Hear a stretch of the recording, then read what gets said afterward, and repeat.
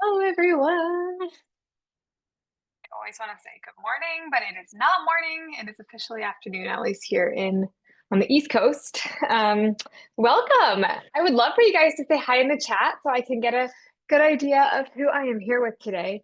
My good camera decided not to work this morning, so we are using my classic computer camera today. Um, but I think we are all set and ready to get started. Welcome. Happy Tuesday. This is going to be such a good call, especially for any of you who happened to be on the Stationary Business Summit All Access Pass call last week.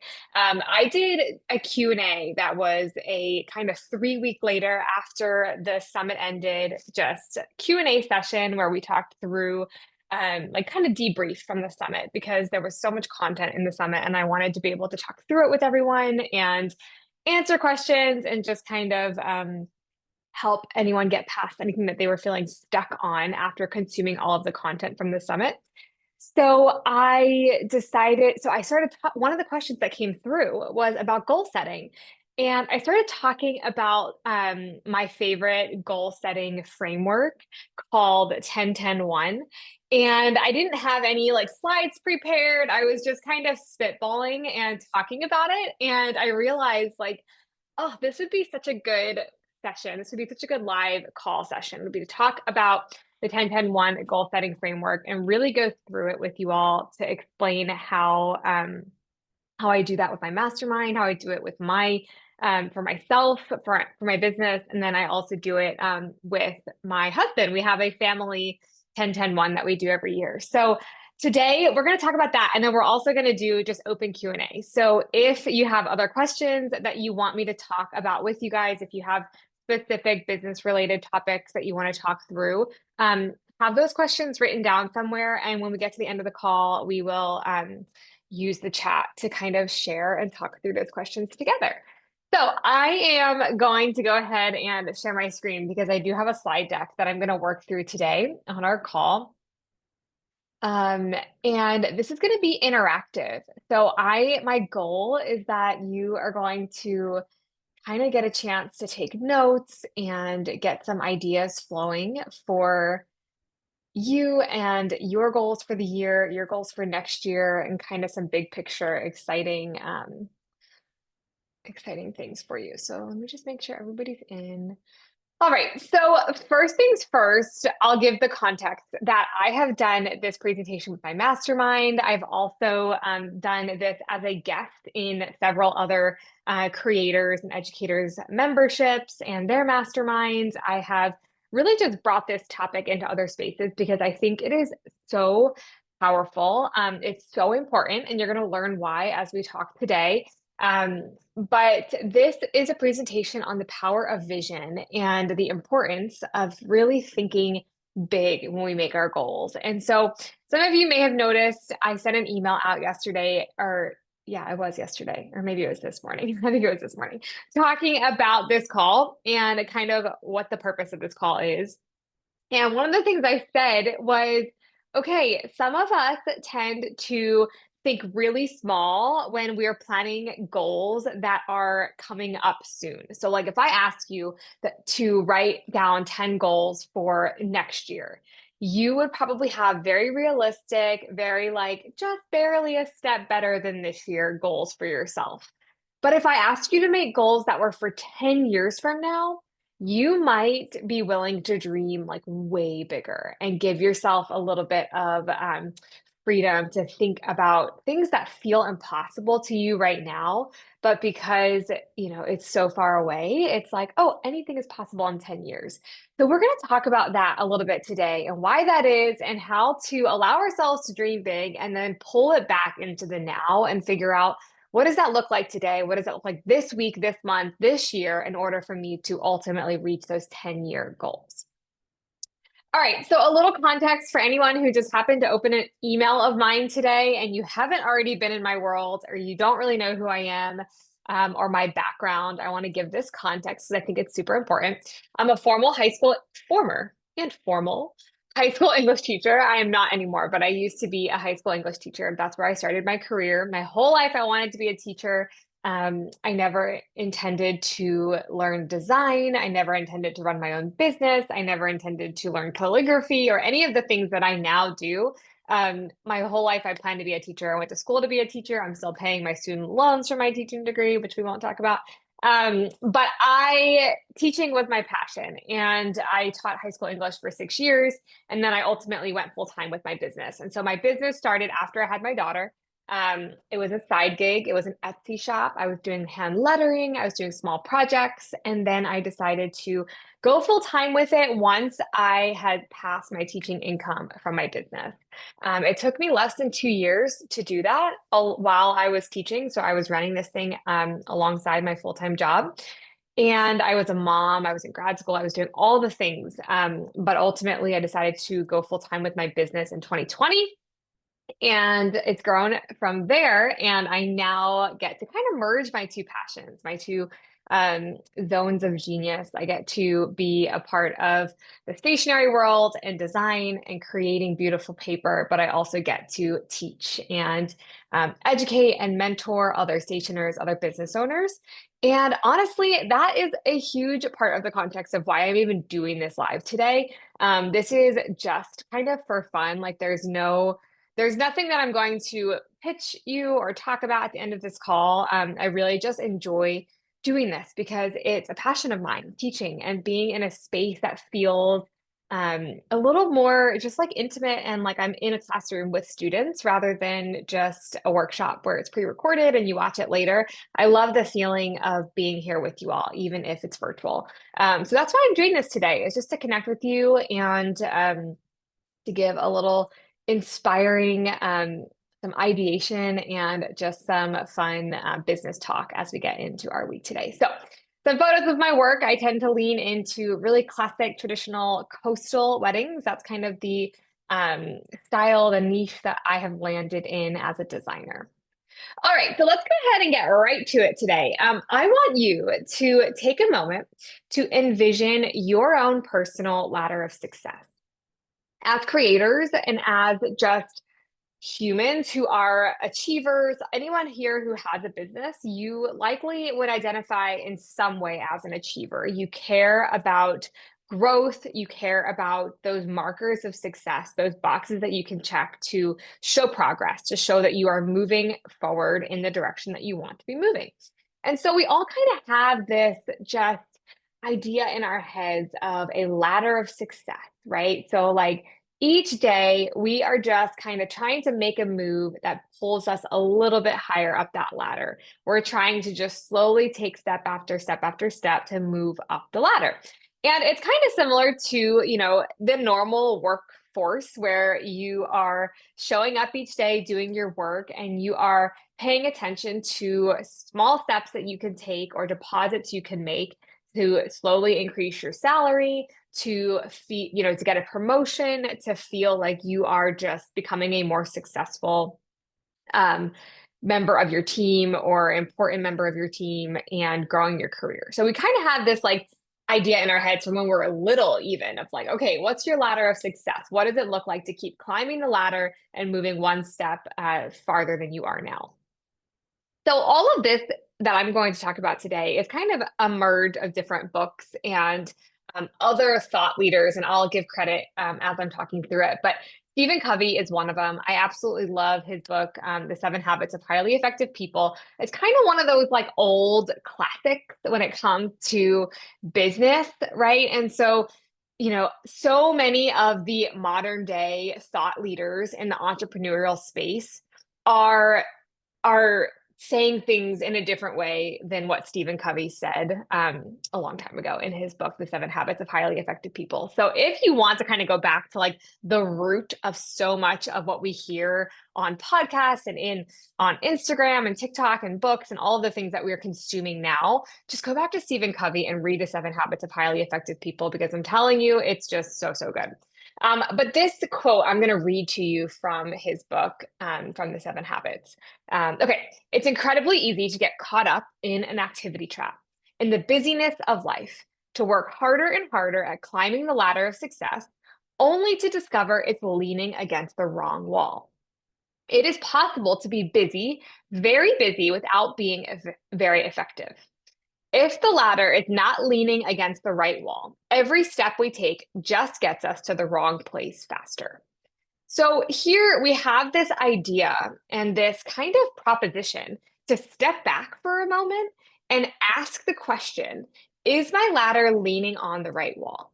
Every day when I get up and I am just taking these steps and I am making these small deposits in, my job, my business, my family, my health, all of these things that I'm doing, are they getting me to where I want to go? If I keep taking steps on this same ladder, when I get to the top, is it going to be leaning against the wall that I thought it was? Am I going to end up where I want it to be? And it's simple, right? It's not this revolutionary idea, but I think a lot of times we just get into the throes of life and we are just kind of trying to stay above water. And we may not even realize that what we're pouring our heart and time into every day is not actually what's fulfilling or is not actually going to get us where we want to go. So, one just kind of perspective piece is that if no matter how much we consume and how much, courses we take, books we read, all of the things that we could do, no matter how much of that content we are consuming and trying to learn, it will not matter if we don't have a clear picture of where we're going. If we're not paying attention to where we're going, then everything we're doing is just kind of pointless and it's not actually helping us get there. So let's kind of look at this visual here. That's going to be almost the, big picture of what I'm going to talk about today. And essentially, what we're going to start with, the most important thing is vision. When you have a clear vision, you suddenly realize that you have more energy each day. You wake up feeling energized. You wake up feeling a little bit more just excited about what you're doing. And when you have that energy, you suddenly have motivation, right? And so you're thinking, okay, I actually want to do the things on my to-do list today. I don't feel blah. I don't feel like I just want to click around on, the internet or scroll my phone. I actually want to show up and do the work that is on my to-do list today. And and that leads to action, right? So when we come up with these goals and we say, okay, I'm going to start a business this year, or I want to reach 6 figures this year, or I want to grow this business enough that I can actually quit my full-time job. But that's just an idea. That is just something that we have in our heads and something we want, right? And so when we break it down into these levels, when we say, okay, first comes vision, first comes the importance of seeing what I want and really having a clear picture of it. When I have that, all of a sudden, I'm feeling more energized. Like I wake up each day and I'm thinking about that vision. I'm thinking about that 10 years from now self that I could be. And that makes me feel motivated. And suddenly I'm like, shoot, I want to act. I want to do the things that I know will get me there. All right. So the bottom line is that the clear vision is the missing piece. If you aren't feeling, if you're not taking action, if you're not doing the things you know you need to do because you're not feeling motivated, because you don't have the energy, ultimately what it comes down to is, do you have the vision? Is your vision exciting enough? Is it inspiring enough to you to help you show up? And if you're not showing up, the answer is no. Okay, so we can kind of answer that question based on how easy it is for you to get up each day and do the things that you know you need to do. All right, so let's kind of break this down a little bit. And so again, this is all still from Stephen Covey and the 7 Habits in his chapter about begin with the end in mind. Okay, so all things are created twice, right? We have our mental creation. The first step is visualizing, planning, conceptualizing. So for a house, we create a blueprint. Then once that is complete, we have the physical creation. Now we can actually bring this thing to reality. We can bring it to life. And so first is the blueprint, then is the actual home. We have the mental creation, we have the physical creation. Same thing we could do with an invitation suite, right? First, you have the ideas and the inspiration in your mind, and then you can actually design the invitation suite and bring it to life and create the physical thing. All right. And so the same thing is true with these types of goals that we set for ourselves. First, we have the mental creation, the vision. Where do you want your business to be in 10 years? Then we can look at what actions do I need to take today, tomorrow, next week in order to move forward on that vision? Okay, so first we have the mental creation, the thinking about it, and then we have the action, which is the physical creation. First, for values, we have to decide what matters most to me as a business owner. And then I will filter every decision I make through those values. First, I have to ask myself, what goal is at the center of what I do? What is my why? And then the physical creation is regularly checking in and asking myself, are the decisions I'm making as a business owner aligned with my why? Okay, so this is what it looks like as a mental step, the mental in your head part, and the actual physical part where you do the thing. All right, and we're going to break this down even more today, I promise. So, in my course TSA, I'm actually filming a new module right now called Scaling Beyond 100K. And it's all about scaling technique. And I just did a whole lesson on this idea of leader versus manager, being the manager of your business versus being the CEO of your business.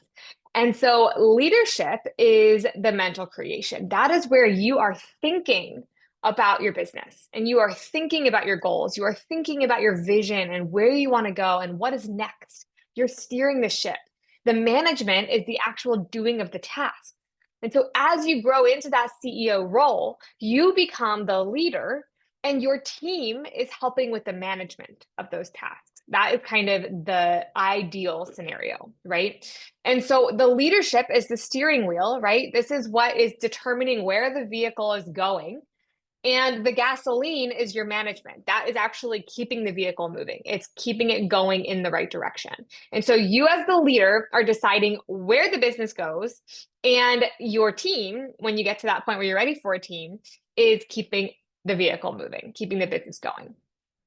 Leadership is determining where you're going to lean your ladder. It is saying, where do I want to be at the end of all of this climbing? What do I want my reality to be when I finally get to the top of that ladder and I decide that I've reached the peak? What's there? Okay. And management is focusing on how fast you climb it. Managing is the strategy of getting to the next rung on the ladder. Okay. But leadership is the most important thing because ultimately, if we're just focused on climbing the ladder, we're not ending up where we want to be. Okay. And I'm going to share a quote that kind of illustrates that in a moment. Okay, so leadership when it comes to actual business tasks, right? Let's talk about this in action. Leadership is things like vision casting, annual planning, goal setting, team building, growth strategy. An action of leadership is actually like stepping aside and creating time to automate something in your business so that you don't have to keep doing it every single day. That's a leadership action, right? Because you know it's important, but you don't have time to do it every day. So like, let's carve out 2 hours to automate this. That's an example for someone who may not be ready to hire and have a team yet, but you want to take an action of leadership. Okay, I'm going to automate this because I don't need to be doing this every single day. And now I can create this time back for myself. Okay. Growth strategy, thinking about how you're going to grow your business, how you're going to market your business, creating new offers, and course correcting. If you realize that you're going in a direction that you don't want to go in, it's course correcting. Sometimes it's really just choosing what not to do because the reality as entrepreneurs is that you are going to constantly be distracted by shiny object syndrome. Okay. You are constantly going to be just inundated with ideas, things that you could do, new revenue streams you could add, different design techniques you could become an expert at, all the things. Maybe I'll buy my own commercial size printer and rent lease a place downtown and start doing my own printing in house. And then I could just start a retail shop and I can start sourcing all of these different things and selling things. And maybe I'll create my own greeting card line. And it is never ending, right? Like we could just keep coming up with things that we could do. And so leadership is sometimes just saying no to the things that aren't a good fit at the stage of business you're in, at the stage of life that you're in, or just based on what you know is your zone of genius and what you know brings you joy. Okay. Management is the doing of the tasks. Okay. Management is marketing, doing the things, social media, getting into your website, focusing on your SEO, emailing people back, doing your client work. That's all the management of your business. Okay. So I love this quote. This is also Stephen Covey.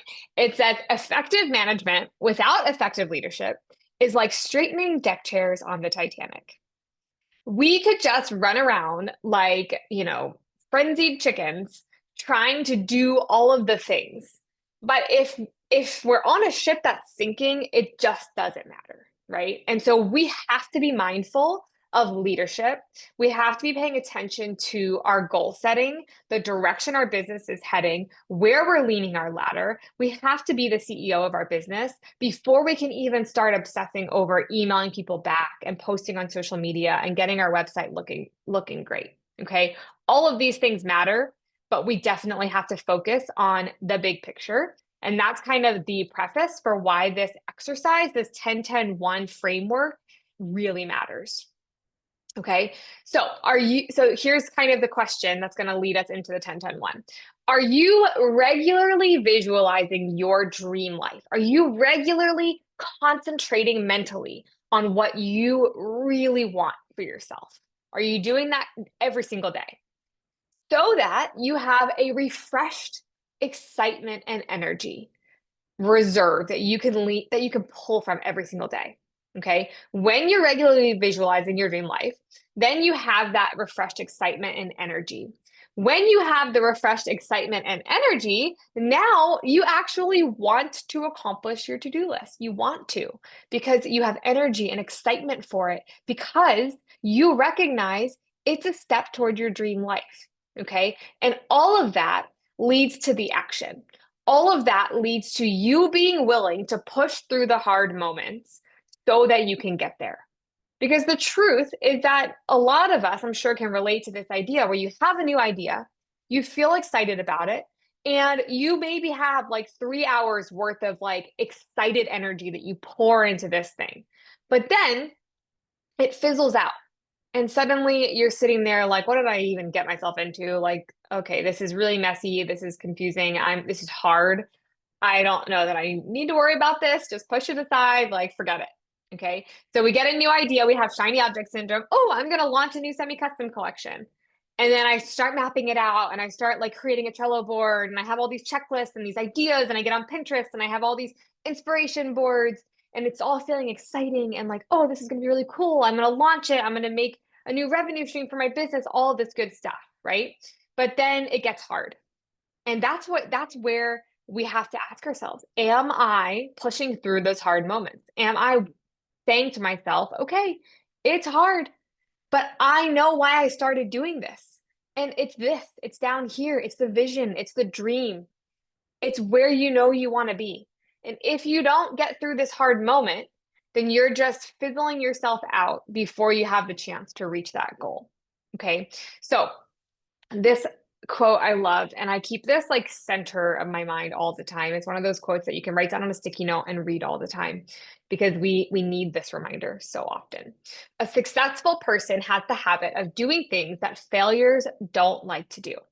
The successful person does not like doing them either, but her dislike for the task is subordinate to her strength of purpose. I changed the word her in here because I knew that would be mostly relevant for this group. Okay, so let's talk about that for a second, okay? We sometimes are delusional in thinking that successful people like doing all the hard things that we don't like doing. But the truth is that they don't. What happens is that they are so focused on their purpose. They are so focused on their why, on what is at the other end of this path, of this journey, that they don't allow those hard moments to derail them. And they get resourceful, they problem solve, they push through it, they just continue forward. They fail and learn from it and look for a different way. And so it's just this constant obsession with not quitting. And sometimes we have to channel that and we have to remind ourselves the only difference between me and the person who is way ahead of me is that that person's been at it longer and they haven't stopped. They've continued to move forward one foot in front of the other. All right, here we go. We're going to jump into 10-10-1 now and talk about the actual 10-10-1 framework and how to implement this into your routines right away. It's a daily thing that we're going to talk about. All right, so this is a visualization exercise to help you see your future with so much clarity that you cannot wait to start walking or running toward it. Okay, like you are going to feel so excited about it that you are just going to get up each day and like make that cup of coffee and put your sneakers on and go to work. Okay, I have this theory that if you wear shoes, you will be more productive. And so that's like a new rule that I have in my life. And it's funny because some of the girls in my mastermind tried it and they're like, yeah, it definitely works. Like if I wear socks or I'm wearing slippers, I'm just kind of like, do. But if I have my sneakers on, I'm like, get going. All right. So try it. Put your sneakers on. All right. So let's start with the first 10. The first 10 is 10 years. So if you have a notebook out or you have a Google Doc up or something that you can use to take notes, go ahead and get that out because you're going to want to start jotting things down. I'm not going to like pause and let you guys do the whole exercise right now. I'm going to talk through it and you might have time to kind of do it while I'm talking. But you should definitely come back and do this later. The email that I sent you all just before we got on this call at 11:50 had a link to a PDF that you can download so that you can do this yourself after if you'd like. And yes, I will. What I'm actually going to do is I'm going to put this video on YouTube for you guys. So anyone who joined late, or if you have to leave early and you want to finish it later, I'm going to put this on YouTube and we'll link to that PDF there as well so that you can come back and finish this later if you need to. Okay, so in 10 years, I want you to imagine the best version of yourself. Like, who would she be? So go ahead and just like do the math and ask yourself, how old will I be? If I have children, how old are my children? Like you kind of have to get yourself in that stage of your life to really start to envision the details. Okay. So I'm going to be this years old. I'm going to have my kids are going to be in high school. I'm going to be doing this. And then you have to start just letting your brain roam freely. Imagine this is like the best version of you. Okay. What type of person are you? What do you do? What are your weekends like? Where do you live? Do you travel? How often? Where do you go? Who do you bring with you? What kind of food do you eat? How often do you cook? How often do you eat out? Do you have a private chef? All right. What do you do with your time? Are you exercising regularly? What type of, things are you consuming? Are you healthy? Are you outside every day? How do you feel? When you wake up each day, what is going through your brain? What are your relationships like? What's your marriage like? How do your kids feel about you? How do you feel about your kids? Just let your brain like kind of go nuts and really just dream up the perfect world for you. And of course, it doesn't have to be this like, utopian life. It should be real. It should be authentic to you and what brings you joy and what makes you happy. But this is really just you kind of spitballing stream of consciousness, no hold back.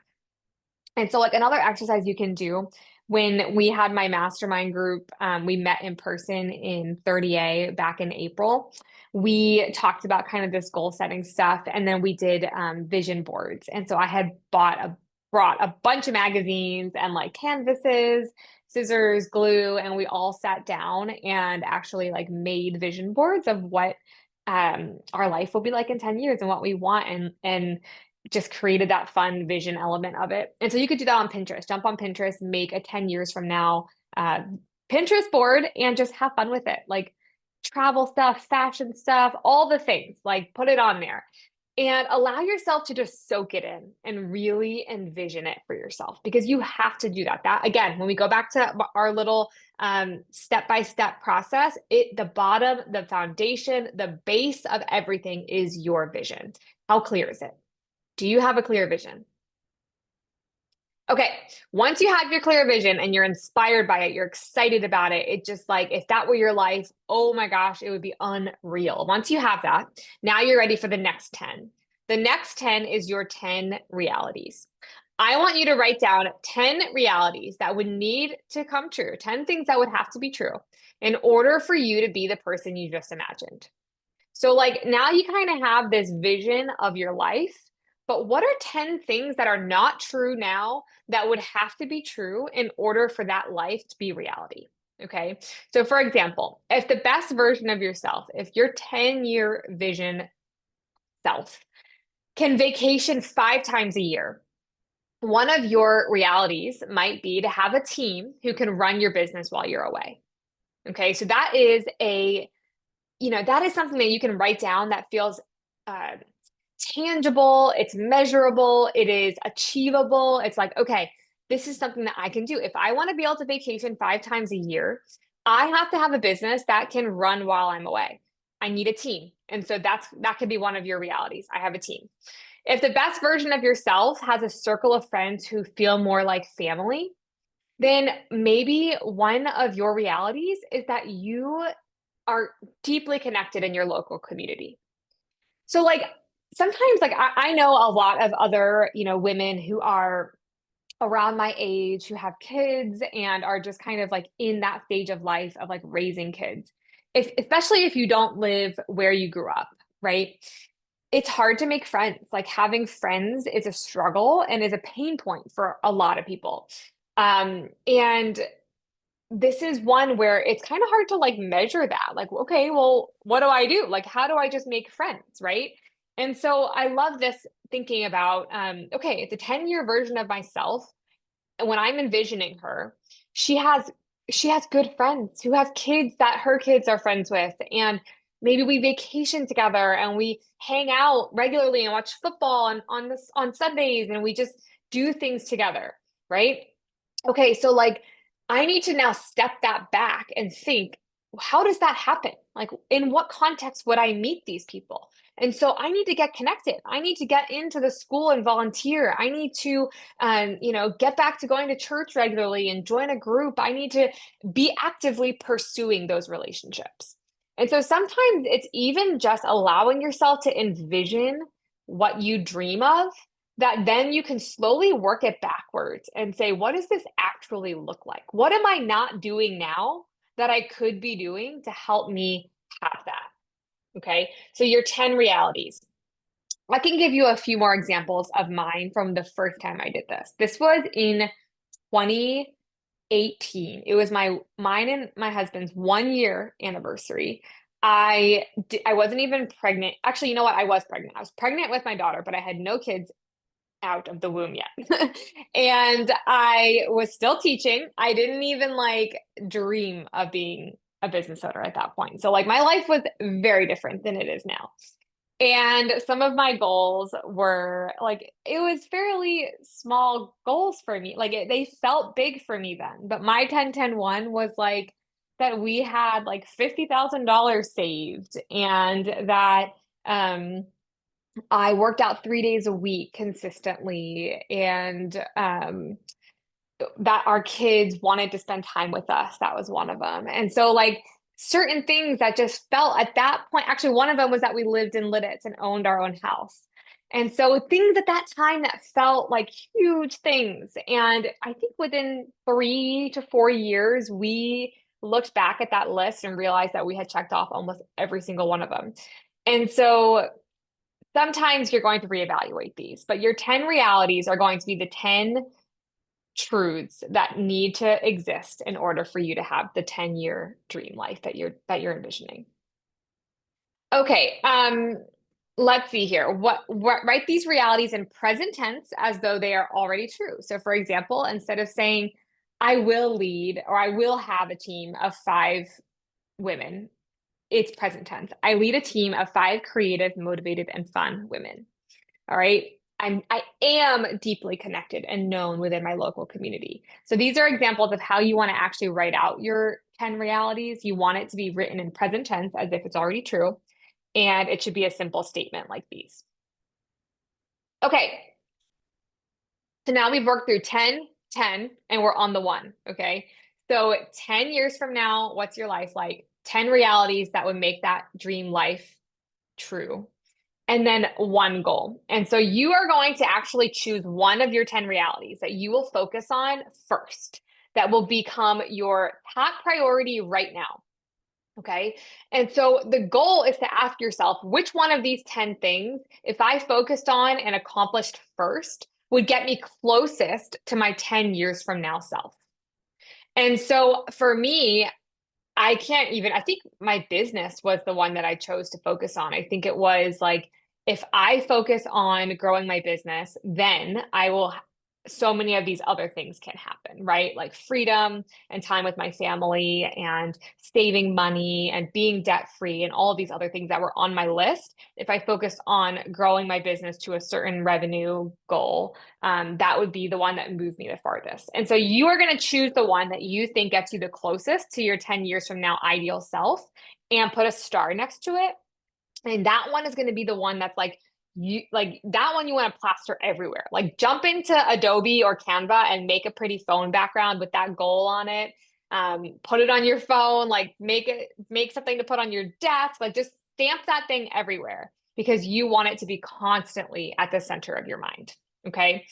This whole slide, I'm not going to spend a lot of time on, but essentially, you don't want it to be very vague. You don't want to say things like, I'm going to be better with money. You want it to be specific and measurable. And so I want to bring in $500,000 a year in my business and have $100,000 in my bank account. It's a very tangible, specific goal that allows you to really assess when you've accomplished it. Okay, so what this looks like in daily practice is that you are going to have a journal that is dedicated to your 10-10-1. Like it's your 10-10-1 journal. You maybe go buy a cute new one. We know we all need an excuse to buy a nice, fun, fresh, new piece of stationery. So buy yourself a new journal. It's your 10-10-1 journal. Every single day, every day when you wake up, you're going to write down your 10 realities, the 10 things that you pulled out of your 10 years from now dream self. Okay. Those 10 realities, you write them down every day. Eventually, you are actually going to have them memorized. Like eventually you're not going to need to go back and look at the day before. You're going to remember them because you will have written them down so many times. And you're going to put a star next to your number one goal, your one focus. Now, why do we do this? What is the point of this journal and doing this every day? The point is to bring these things front and center of your mind before you start your day. So maybe when you wake up, you get a cup of coffee and you have your journal sitting by your spot on the couch where you go to each morning. And you sit down, you have a pen there already, and you write your 10 things, you start, and then you just drink your coffee and you go about your day. Or maybe you put it on your desk because you know mornings are chaotic. And so after you get your kids to school or to daycare, you sit down at your desk and you do your 10-10-1, star your number one, set it aside, and start your work. It can be kind of just like a habitual thing that you do each day, but there is something happening subconsciously when your brain is focusing on that before you do anything else. Okay. It is reminding you what you're working toward. It's reminding you why you are doing what you're doing that day. It is focusing you on what is actually going to move the needle. Because if you have this list of things and you know what you're actually working toward, and then you catch yourself scrolling TikTok or you catch yourself shiny object syndroming, then you're going to have that accountability to say, nope, that's not why we're here. That's not what we're doing today, because that's not actually moving the needle. That's not actually getting me closer to where I'm trying to get. And I just concentrated on that this morning, and I'm going to focus on that. Okay. And then it's also going to give you a little boost each day to just show up and do the hard things because you know why you're doing it.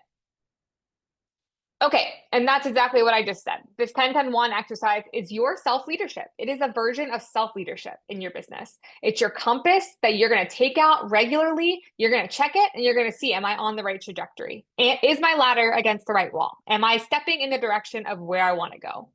All right. And that's the whole purpose of this exercise. So if you didn't already download the PDF that I sent via email 10 minutes before this call started, so about an hour ago, download that because it will kind of give you a starting point, a little worksheet framework to get going, writing out your 10-10-1.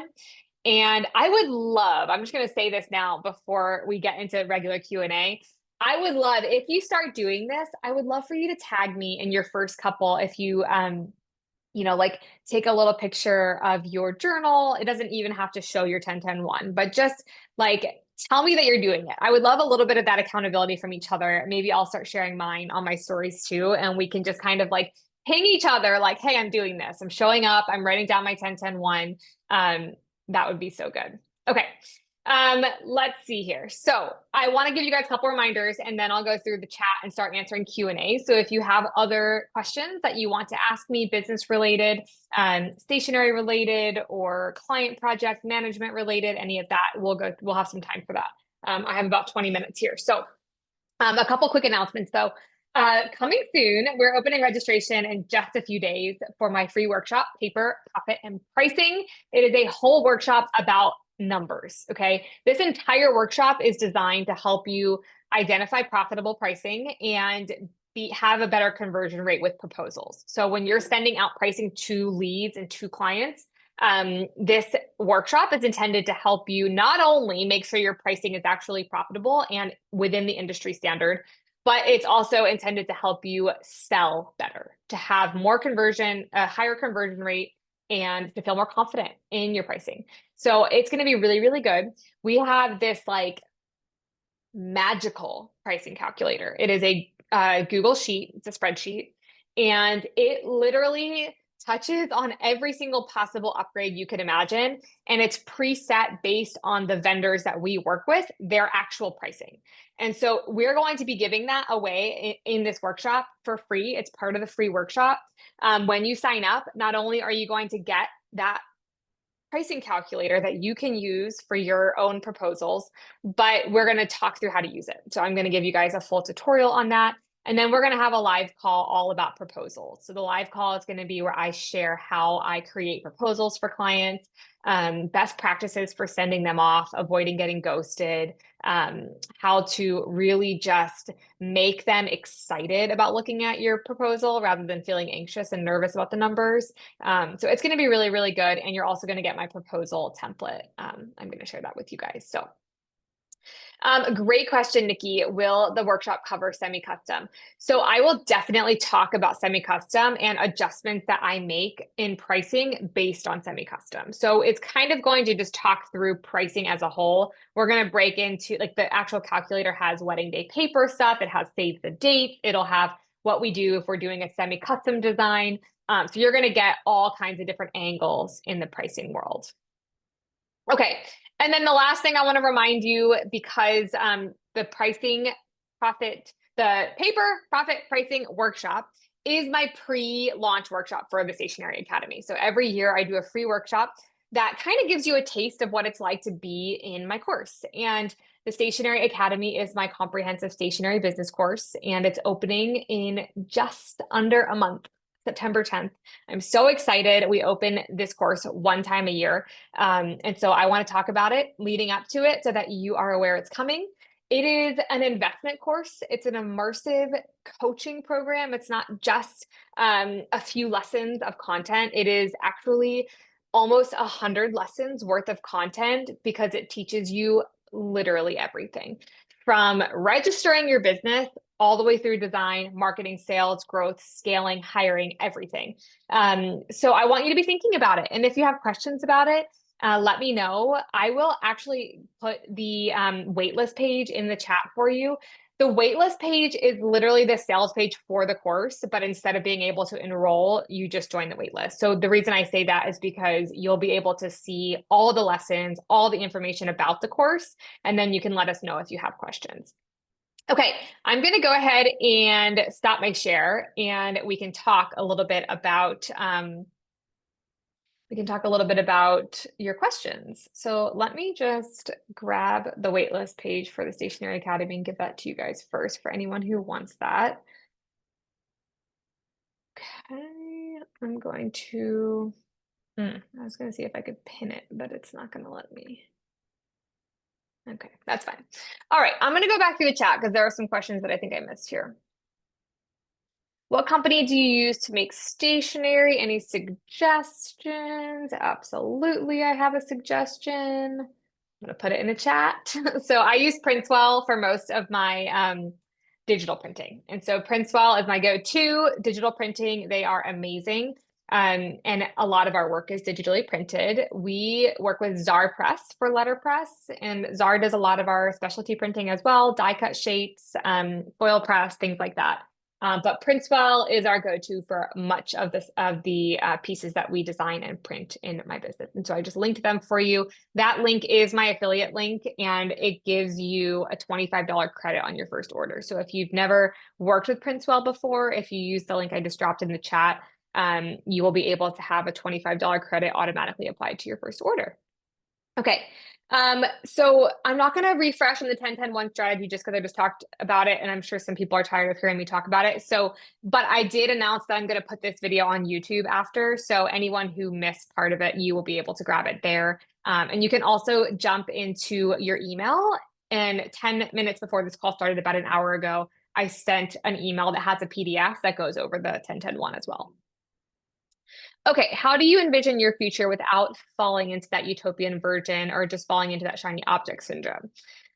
Yeah, this is a good question. So, okay, I think that what's true is that we don't all want to do everything, right? Like, we don't actually want to have to do a million different things to have a profitable business. We do ideally want to be able to um, kind of hone in on what we feel we're really good at and what really brings us joy. And so I want you to think about in your business, like rather than shiny object syndrome of trying to do everything, I want you to think if I only had to do one thing, what would it be? If I only had to do one thing, could it just be custom invitations? And I just work with really high end custom invitation clients. Or maybe it's a semi-custom collection where you don't have to be heavily involved and you can build a team of people who are just like running the show of your semi-custom collection, and you get to just be the owner of the business who oversees things but doesn't have to actually do all the work. So kind of like think if I only had to do one thing, what would it be? I know for me it would be this. I'd be like, if I only had to do one thing, it would just be mentoring and coaching because that's like my passion. That's what I love doing. And so when you're thinking about your 10 years from now self, simplify it. Think about what is the thing that I would be the most excited to wake up and do each day. I think that's going to allow you to have focus and then also be able to show up each day in a way that is getting you closer to that and allowing you to go in a little bit more. I'm also going to drop a book recommendation link here for you guys. You've probably heard me talk about the podcast because I love the One Thing podcast. I also love the book. And so this book is by Jay Papasan and Gary Keller. And it is just so good for helping you get focused if you tend to see all the things you could do and just want to run in a million directions. So the One Thing, it's a really, really great book. He also has a podcast that you could binge if you want to start learning about it faster without having to read the book. But essentially, it's going to help you figure out like, what's your one thing? What's the thing you need to focus on? And that's going to give you a little bit more clarity there. Okay, a family 10-10-1. So my husband and I have one that is like our goals as a for our family. And so we do one together. And every year on our anniversary, we go on a date night and we talk about it. And so we have it saved in our notes on our phone. It's a shared note that we both have access to. And we look at it and we acknowledge the things that we've accomplished and we celebrate that together. And then we update it because it's going to evolve. You may decide, oh, that's not a goal. That's not important to us anymore. Maybe something happened that year, or, your priorities shifted, or just you realize something about yourself that you didn't know before. And you suddenly don't care about something that you thought you were going to care about. So it'll evolve. You will change it over time. And so we do have one that is our family 10-10-1, and then I have one that is my business. So my personal one kind of is my family one with my husband, and then I have a business one. Okay. Sorry,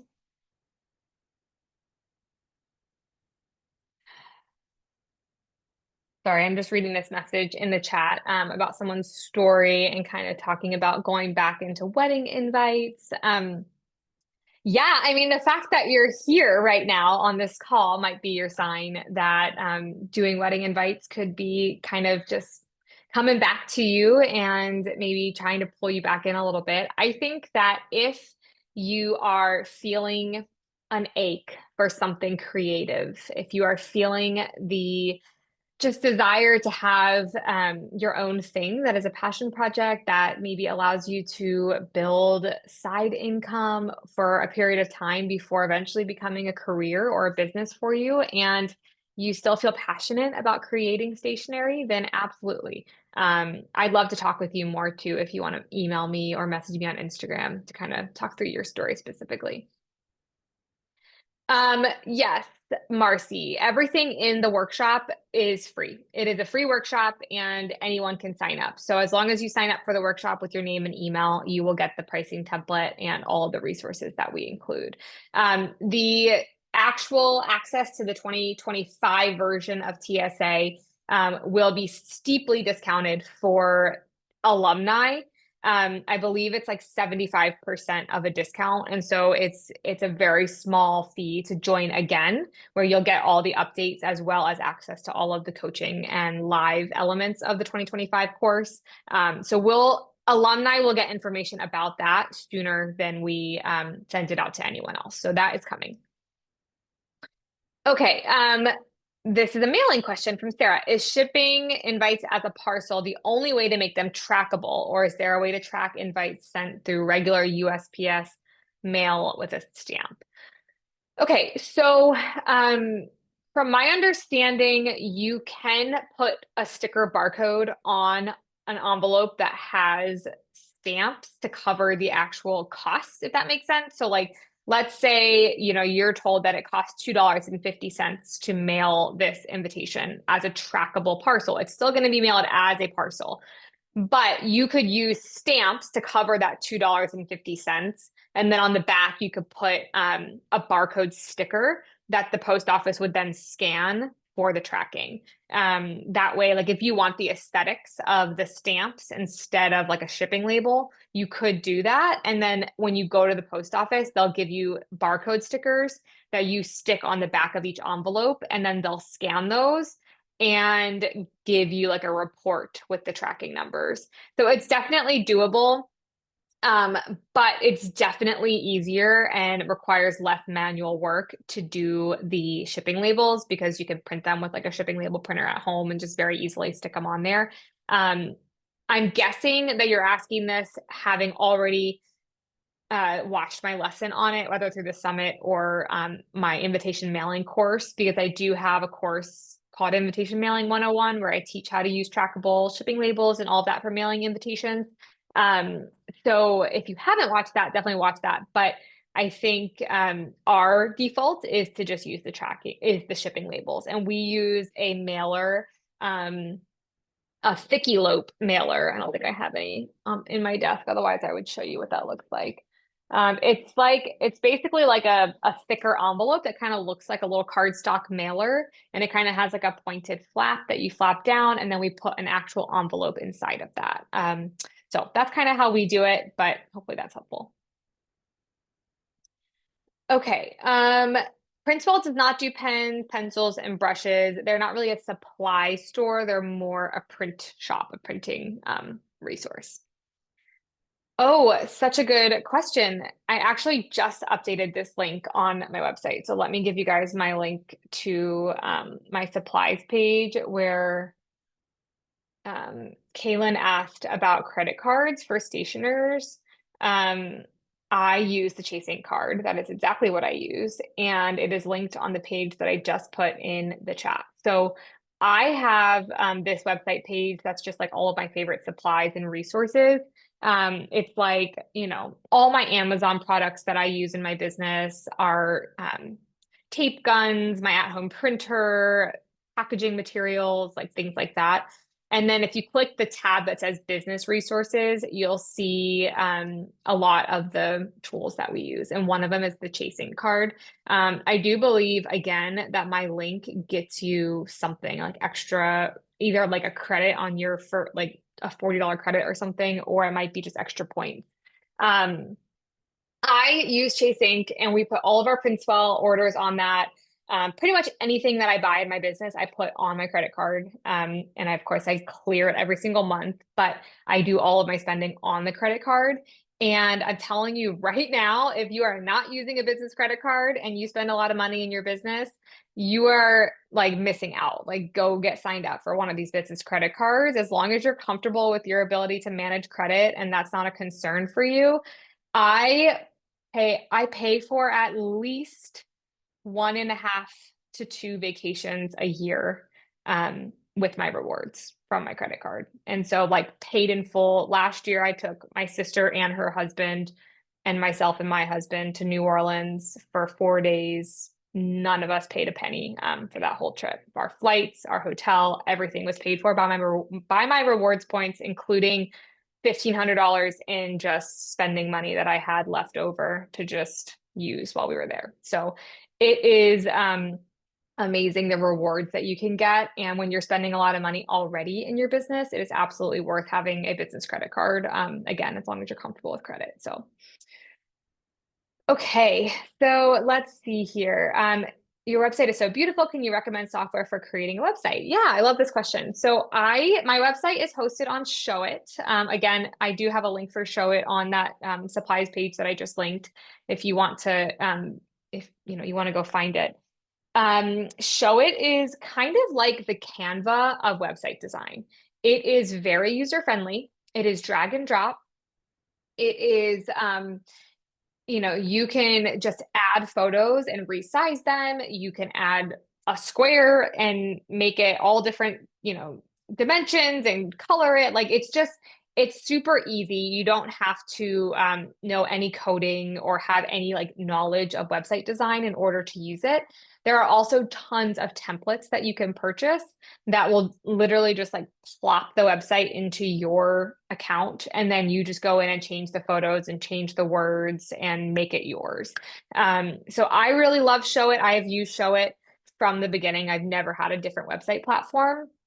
However, it is not the best for e-commerce. And so if you are thinking about doing products or semi-custom or something where you're going to have more than like 20 products that you want to have listed on your website, it's probably not the best website platform for you. There are integrations, there are like apps, third-party apps that you can use to do that, but it might be a little clunkier than you want. In that case, I would recommend either Shopify or Squarespace because they're a little bit better with e-commerce. And I will say, like, obviously, I'm trying not to like talk about TSA too much because I don't want this to come across like a sales pitch because I told you I wasn't going to sell anything to you guys today. And of course, the course doesn't even launch for a month, so I'm really not. But I do have a whole module on website design in TSA where I take you in to Showit and show you how to do all the things in there. I also can recommend like Ribbon and Ink. I partnered with her for the Stationary Business Summit. She has a bunch of Showit templates. She has one that's specific for stationers. So definitely, look into that. As a stationery designer, how do you compete with the market of those that don't want to spend much money or think they can do it themselves with Canva? Or how do you appeal to that specific market? With that said, how are you feeling about the rise of digital invitations? So I am always going to be a firm believer that as business owners, like, we have to be willing to evolve and to pay attention to what the market wants. What I have not seen is a decline in people wanting physical stationery. Like, I have not seen that. And I am in spaces with many established stationers, and it's not being talked about in that way. It's not this decline where suddenly no one has clients or no one has inquiries. In fact, so many of the girls in my mastermind are seeing more inquiries and are filling their schedules faster and are growing into higher level clients. And so I think sometimes what we need to do is actually just put on like our tunnel vision and our focus and just focus on the clientele that we are trying to reach and not the clientele that we are not trying to reach. Of course, there are always going to be people who are doing the DIY route or want to go with digital invitations, but likely those clients weren't going to be yours anyway. They were probably going to be the people buying from Shutterfly or, you know what I mean, like Zola. Like, they weren't they weren't the ones who are gonna, you're not losing somebody who was like about to do luxury custom stationery and now decides to do digital. That's not the line that they're teetering on. It's like, oh, am I going to buy them from like Vistaprint or am I going to go digital? All right. And so what we're looking at in our level of the industry is, total budget. How much are they willing to spend overall in their stationery? And so we're looking at adjustments there. We're looking at semi-custom versus custom. And so I know there are some girls in my mastermind who have adapted by creating a semi-custom collection. They wanted to have an option for the other end of the market so that they could still do custom for the clients who had the budget for it, but also do semi-custom for anyone who doesn't have the budget for custom. And so it's kind of just paying attention to, okay, what am I losing? If I'm losing clients, if I feel that way, where are they going? And can I add an offer that allows me to meet their needs and their budget? But we are still seeing increased inquiries over the years, and our schedule fills sooner each year. And I see that from a lot of stationers around me too. So I don't think that, like, I think people like to create panic and anxiety in every industry. I was just doing some research on this because I presented in Peggy Dean from the Pigeon Letters. She had a retreat last week that I was a speaker for. And of course, I am from the wedding industry coming into an audience that's just artists and creatives, but they're not wedding industry people necessarily. So I wanted to talk about the wedding industry a little bit, and I did some research to prepare for that on trajectory of the wedding industry. Like, what's happening in the wedding industry? Is it growing? Are people spending more money? Are people spending less money? Like, what is happening in the wedding industry? Well, the wedding industry has gone like this over the last 10 years. And the trajectories from all of the studies that were done, I read like 5 different articles to get a well-rounded perspective on this. And every single article at least projected the wedding industry to double, and multiple of them projected it to triple over the next 10 years by 2033 in terms of total sales and how much money is being spent on weddings. And so I think it's just our job as business owners, as entrepreneurs, is to show the value. People are not going to obsess over paper as much as they are going to obsess over experience. And so don't try to sell yourself by the paper that you create. Sell yourself by the experience that you're creating, because that is what people are caring about. And the last thing I'll say on this, get out there in the spaces where people are spending time who are getting married. I talked about this last week on the Stationary Business Summit call, and I talk about it with my mastermind girls a lot too. Like, the topic of TikTok, it's a touchy subject. Okay. None of us want to be on TikTok, at least many of us, I'm sure. Maybe some of us are really good at TikTok, but it's not me. But a lot of the newer couples getting married are on TikTok. Okay. And so there's an adjustment period of, yes, there are still a lot of brides and couples and people over on Instagram and Facebook, like wedding planners, parents whose children are getting married, who are researching vendors, that kind of thing. So I still believe that that is a huge hub for getting found and reaching clients. But TikTok is also there, and it is where a lot of the actual couples are spending time rather than on Instagram. So get over there, start getting comfy, start consuming content and learning about what people like, and get ready to make adjustments and to make shifts so that you are still there in the presence of the people who you want to sell to. I've actually hired my little sister who's 22 years old to do my TikTok. So that's my strategy. And so maybe you have someone in your life who is a Gen Z TikTok person and can help you with that. Okay, so will you share best practices for packaging and shipping? So okay, this will be a conversation that's had in TSA, probably not in the workshop, because we will have some packaging and shipping pricing in our calculator. And so I might touch on it briefly while I'm walking through the calculator.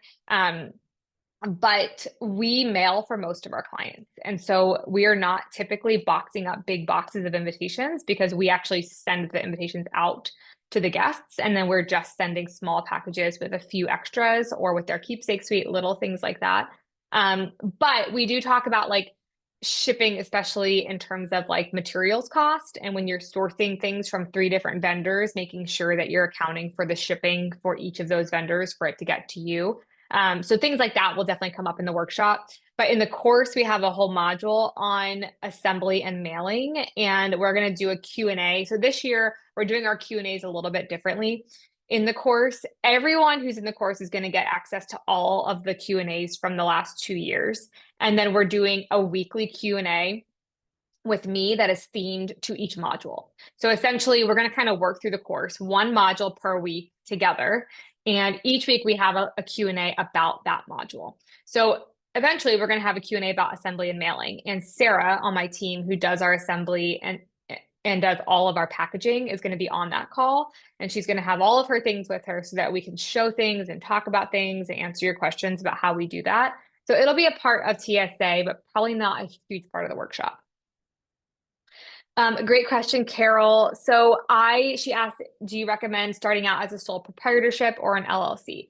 I started out as a sole proprietorship, but if I could go back, I would start as an LLC, just because it's one less step to take later. Then, if you start as a sole proprietor, then you have to, when you get to a point where you want to file as an S corp, which is a tax benefit adjustment, you will first have to switch to an LLC. And so it cost, I mean, I don't even know if it costs money anymore. I think it cost like $70 when I first started my business, and I wanted to spend $0 on anything. And so I was like, I'll be a sole proprietor. It's fine. But if I could go back, I think I would probably just do an LLC to save myself that effort later. LLC also means that you're covered if someone sues you. They can't come for your personal assets if you're an LLC, whereas if you're a sole proprietor, your personal assets and your business assets are kind of rolled together. And so it's a lower risk to be an LLC, and it's probably the better business practice. Okay, Kelly asked, what's the difference between Dream to Design and the Stationery Academy? Yeah, so Dream to Design is a design-focused course. It's specifically about the design process. And so I teach kind of like from the moment of starting design through designing the suite and production. That's what Dream to Design covers. The Stationery Academy stretches way back, and we start with registering your business. So sole proprietor versus LLC, we start with that. We go through getting set up on Google. We go through branding and logos and color palettes for your business and website design. We go through pricing and using Dubsado. We go through kind of like everything plus all of the design. So then we go through all the design. It's different design lessons. So it's similar topics in TSA, but different lessons. We work through a different design together in TSA. Then we do production, assembly, mailing. Then we do growing your business to 100K. And then we do scaling your business past 100K. So it's a lot more business topics than Dream to Design. Dream to Design is mostly design skills. TSA is everything for running a successful stationery business. At this point, if you're considering TSA, I would wait and take TSA because it is the comprehensive one-stop shop course. If you've already signed up for Dream to Design, you get $300 off TSA. So everyone who was in Dream to Design will get an email before TSA goes live with your $300 discounted link to sign up for TSA. So just know that that's coming, mainly because there is some overlap in some of the design content. Okay, let's see here.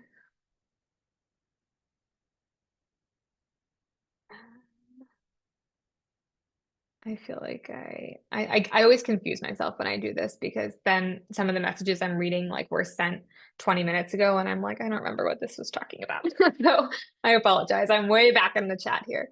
Okay, someone asked, do you believe in attending wedding expos and what are the best practices for having a booth at one? So I love this question. And I'm going to start by saying I'm not the number one expert on this. There is an educator, Lindsay J. Williams. She is great. She used to be a wedding stationer, and her specific area of expertise now is wedding shows. So definitely check her out and learn from her. She has a course on it.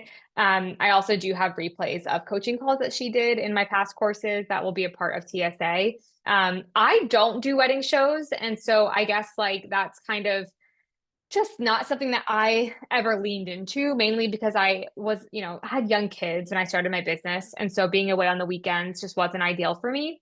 But I did do them before I had kids and before I quit my job before COVID. So in 2019, I did a lot of like open houses at venues and that kind of thing. And I did a couple of the bigger wedding shows. And I definitely got clients, but I wasn't doing custom stationery then. I was doing like signage and like hand lettering. So more smaller like order items that are a little easier to sell. So I don't even have any experience to go off of on the success rate of attending a in-person show to sell custom invitation packages. So I would definitely refer you to Lindsay to learn a little more about that. Okay, I want to tell you guys, I'm doing this again in 2 weeks. So I wanted to just kind of lead us up to the workshop and stay connected. A lot of you were a part of the summit and we got to kind of connect then. And then we have this free workshop coming in September. And I didn't want August to just kind of float away and all of us to lose touch. So that's why I'm doing these calls, is really just for us to stay together. So I will send an email out with another calendar reminder for you so that if you want to be a part of it, you can. It'll be on the 26th of August, so in exactly 2 weeks, and more info is coming. I will get this replay on YouTube and link it with the download for the 10-10-1. I hope that you guys are feeling a little inspired and that you are going to, yeah, I love that. Get your journal and start doing your 10-10-1. Share it with me. I would love to do it alongside all of you. And I hope to see you guys in 2 weeks. Yay. Bye, guys.